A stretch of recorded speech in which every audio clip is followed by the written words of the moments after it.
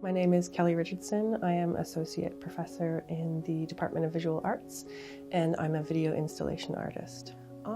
I came to UVic not just because of the reputation of the department, which is fantastic, but also because of its location on this incredibly beautiful island. It's called XL Outer Worlds, the program of the 5 commissions, and they were commissioned largely to celebrate the 50th anniversary of the invention of the IMAX, which is a Canadian invention.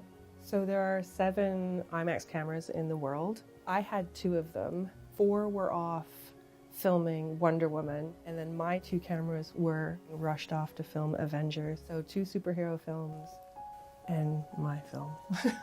So the film is called Embers and the Giants. What I'm trying to suggest here, as I'm calling into question the metrics that we are using for successful cases of preservation at a time when our future is not looking good and we continue to harvest the natural world at a crazy rate. I do work pretty closely with scientists. In this case, it was conservationists, to try and really wrap my head around what's happening on this island, what's happening on the West Coast, the scientific value of these ecosystems.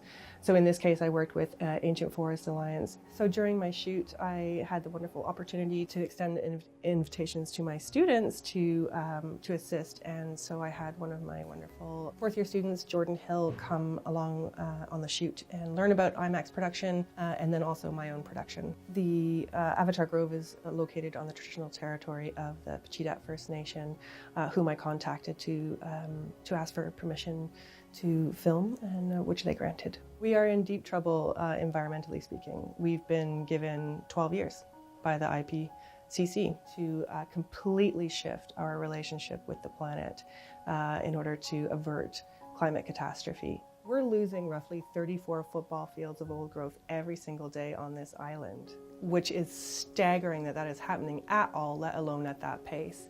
Environmental issues have been close to my heart my whole life, but now more than ever. So art has the ability to engage people on an emotional level. People act when their emotions are triggered, and that's where art can come in. Or usual way for me to work is to go for site visits, to then film, and then take that film and then manipulate it into the landscape that I'm imagining it for.